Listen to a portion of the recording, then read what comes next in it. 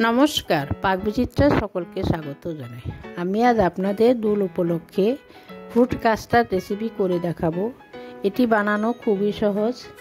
আমি যেভাবে বানালাম আপনারাও সেভাবে বানিয়ে খাবেন, দেখবেন খুব ভালো লাগবে। আমার রেসিপিটি কেমন লাগলো আমার কমেন্ট বক্সে অবশ্যই কমেন্ট করে জানাবেন, আর পাশে থাকার জন্য ধন্যবাদ। ফ্রুট কাস্টার্ড বানানোর জন্য এখানে আমি 1 লিটার প্যাকেট দুধ নিয়েছি, আমুল শক্তি। ফলের মধ্যে নিয়েছি একটা ডালিম, একটা আপেল, কালো আঙ্গুর, সাদা আঙ্গুর, লাল আঙ্গুর আর একটা কলা।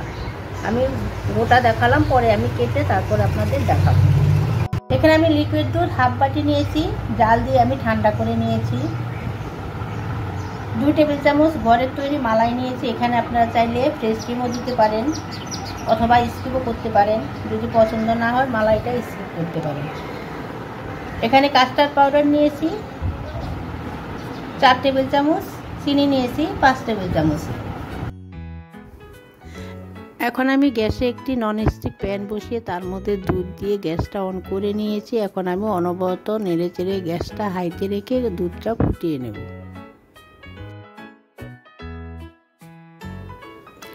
এখন আমি বাটিতে যে অল্প পরিমাণে দুধ নিয়েছিলাম তার মধ্যে আমি কাস্টার্ড পাউডারটা গুলে নিব। এখানে আমি ভ্যানিলা কাস্টার্ড পাউডার নিয়েছি।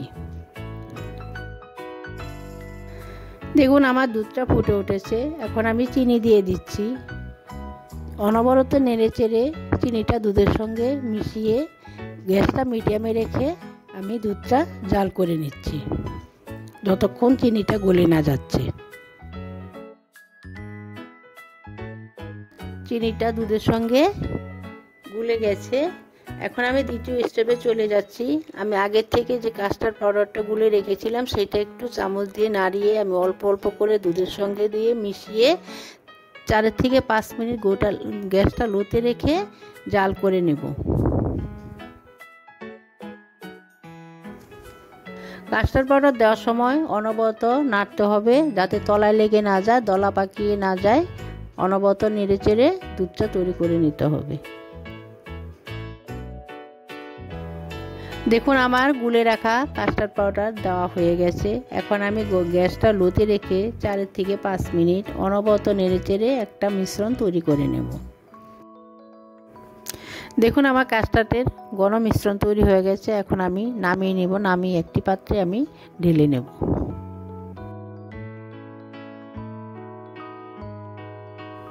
দেখুন আমি কাস্টার্ডের মিশ্রণটি একটি পাত্রে ঢেলে নিয়েছি।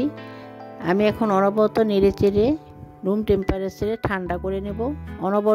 অনবরত নাড়তে হবে যাতে সর না পড়ে যায়।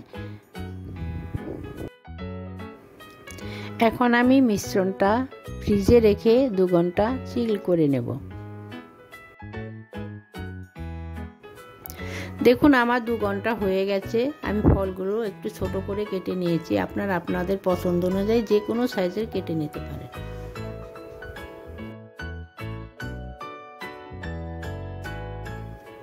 দেখুন আমার 2 ঘন্টা হয়ে গেছে। আমার মিশ্রণটা অনেকটাই ঘন হয়ে গেছে। এখন আমি ফলগুলো অ্যাড করে দেব। এখানে আমি আমার পছন্দ অনুযায়ী ফল নিয়েছি। আপনারা আপনাদের পছন্দ অনুযায়ী ফল নিতে পারেন। এখানে তরমুজ ব্যবহার করা যাবে না, তাহলে কাস্টার্ড মিশ্রণটা পাতলা হয়ে যাবে, খেতে ভালো লাগবে না। আমি এখানে 6 ধরনের ফল ব্যবহার করেছি। আপনারা চাইলে এর বেশি ফল দিয়েও কাস্টার্ডটা তৈরি করতে পারেন। যত ফল বেশি দিবেন ততই খেতে সুস্বাদু হবে। দেখুন আমার সমস্ত ফল অ্যাড করা হয়ে গেছে। এখন আমি একটা চামচের সাহায্যে সমস্ত ফলগুলি কাস্টার্ডের সাথে মিশিয়ে নেব।